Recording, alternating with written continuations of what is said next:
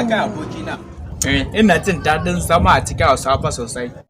Wai kai, waye da zo a cikin Hausa bai ji daɗi ba? Wallahi ina jin daɗin zama a cikin Hausa sosai. Ka duba na yi ma wata yarinya budurwa Bahaushiya. Tana ta aiko min leta amma mun sana ban iya karata Hausa. To budurwa ka ta Ibadan fa za ka zo ka damu mutane da wani budurwa ka. Sai wani maganganu kake dallaga. Ba ma a san me kake faɗa ba. Kyalen su mata Hausawa sun fi. Karka da mu dai karatun Hausa ne zan rubuta mu a takarda. Haka iya. Ya kamata ka rinka koya min da Allah sosai dan mu ga wayan zan daga koya ma. Ba wani abu. A ba haka da mu dai wannan ne. Hausa ce.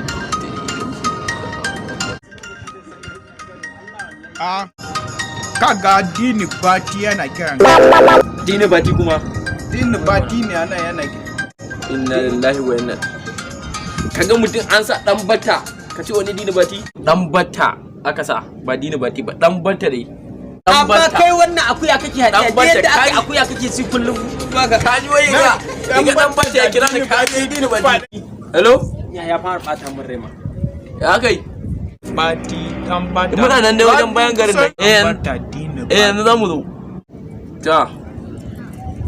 Kaga an sa dan bata ka ce wani Dini Bati. Tashi. Ba duk don zo ku je karata. Je mu dawo.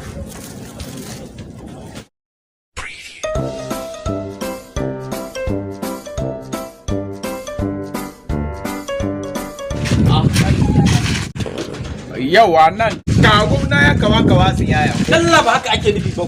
Da ka to da tsabon bakin ka nan ne aka sa kawo na ga kawa ka kai buri ne. Konkwasiya aka ake nufi ba. Konkwasiya aka rubuta ba wani kawo.